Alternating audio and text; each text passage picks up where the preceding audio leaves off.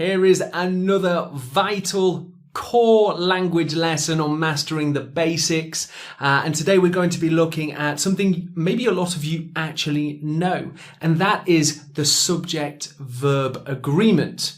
Why is it that we say she is a wonderful student instead of she are a wonderful student?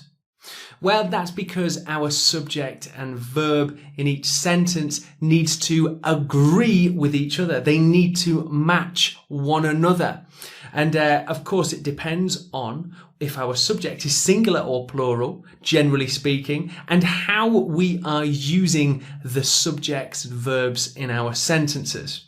It may be that some of you are saying, well, David, I have a perfect understanding of the subject-verb agreement. However, I would really suggest making sure you've watched all the video, as there are some interesting exceptions to the rules that you should know too.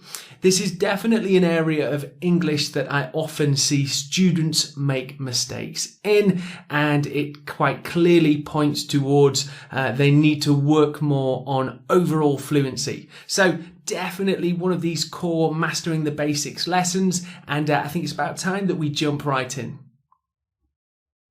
In English and a lot of other languages, verbs can be used in a variety of ways and forms, such as changing verb form in tense, as we've looked at already. So, when we think about subject and verb agreement, we can also think of it as being singular and plural subject and verb. Usually, we, plural, goes to the beach on holiday. Not quite right. Usually we go to the beach on holiday. There we have we, a plural subject, and go, the plural verb. Let's take a look at another example. David are a really cool guy. Now, that just doesn't quite work, does it? And it might not also be true. David is a singular subject, therefore we need a singular verb, whereas are is in fact a plural verb. So what we need to say is David is a really cool guy. There we have our singular subject, David, and our singular verb is. They agree with each other, they match each other, and therefore it's grammatically correct and sounds more fluent. So the big takeaway for this part of the lesson is, more often than not, a singular noun needs a singular verb, whereas a plural noun needs a plural verb. A lot of teachers just teach this rule, but there's a lot of mistakes we can make with this simple equals, and that's where we're going to discuss a few more exceptions to the rule throughout the lesson. But I think it's probably wise that we consider what is singular verbs and plural verbs. Okay, so let's take a look at singular verbs and plural. The dog barks every morning. So there we can see dog is a singular noun. Dogs, with the S, being the plural. Singular noun, dog barks every morning. So a singular verb generally has an S at the end of it. In fact, it always has the S. The dog barks every morning. He reads at the library in the town centre. He, one person, reads. Read plus S, singular verb. My car looks like it needs cleaning. So in blue we have car. Looks is our singular verb. So really it's quite different. Nouns in plural form have an S, cars. Verbs in singular form have an S, looks. So it's pretty much the complete opposite in terms of making and forming them. Here are some plural verbs. The pianos appear very expensive. So there we can see our subject, the noun pianos, So we know there are many of them. We know the pianos are plural. Appear, no S. Appear very expensive. That is our plural verb. So we have our plural subject and plural verb. Doctors help the sick and poorly in hospital. And finally, we have local families do a lot of fundraising here. So our plural verb here is do. Okay, so let's move on. Here is an exception to the rule when we use auxiliary verbs, and I mentioned them previously. Auxiliary verbs are used a lot in the English language, very commonly used by native speakers, and we can often call them helping verbs, though the technical name is auxiliary verbs.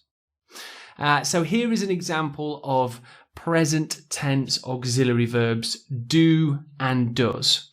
Now, when we use do and does, like in the example sentence previous, we need to be careful with our subject-verb agreement, as it's quite easy to make mistakes here.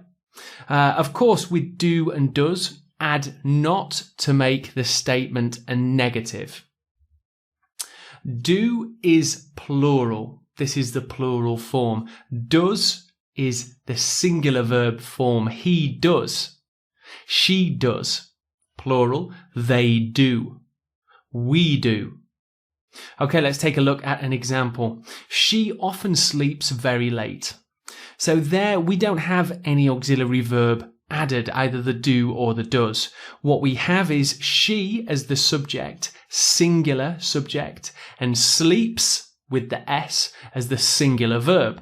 Singular subject, singular verb, they match perfect. Now this isn't too hard to make. It's quite easy to form sentences like this.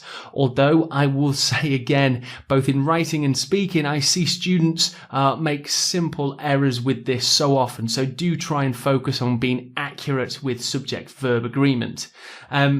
She often sleeps very late. Now let's add our auxiliary verb before the main verb sleeps. When we add the auxiliary verb, it will become the main verb of the sentence. So we need to make sure we use the correct plural or singular verb form, either do or does. She do often sleeps very late. Now that sounds clunky. It's not right. She do often sleeps. So we're still using the singular verb form here, very late. Here we go. She does often sleep very late. So here, does is our main verb. We can only have one main verb in the sentence. We have she and does often sleep very late. So all we need to use here is sleep. We don't need to add sleeps. We don't need to use the singular verb form. She does often sleep very late. Here's another example. They sometimes drive to work. Okay, so I'm going to add my auxiliary verb, either do or does, before drive. They does sometimes drive to work.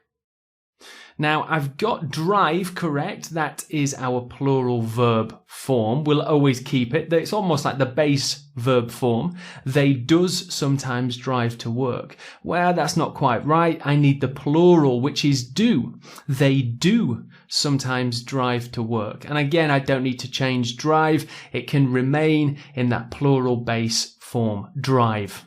So do be careful when using these auxiliary verbs in the present tense, do or does. Also, when we have two singular subjects joined with and, we can make some simple mistakes. So this is where we'll be talking about maybe two people in the same sentence with and to connect them. This is more than two people, so we must make sure that we use the plural verb form. Here's an example. Mum enjoys gardening. Perfect. Dad also enjoys gardening. Now let's link the two subjects together with and. Both Mum and Dad really enjoy gardening in the summer. So two singular subjects, two single subjects, and then we need to use the plural verb form. Here we have enjoy. Instead of the singular, enjoys. Okay, one more exception that I would like to talk about just in this lesson, and that is indefinite pronouns. So indefinite pronouns can be our subjects, and they are words such as, only a short list, nobody, everyone, someone, anybody. These are indefinite pronouns. Everyone likes playing games together. So even though we're talking about lots of people, we need to use the singular verb form likes. Here's another example. Nobody thinks the earth is flat anymore. So even though we're talking about a lot of people, again, we use the singular verb form. Thinks. Nobody thinks the earth is flat anymore. So this really, again, is another exception to the rule of singular subject, singular verb, plural subject, plural verb as well. So it's definitely worth knowing some of these common misconceptions. Okay, so that is just a quick run through of some extra information. I think it's about time that we jump into our animated section of the lesson.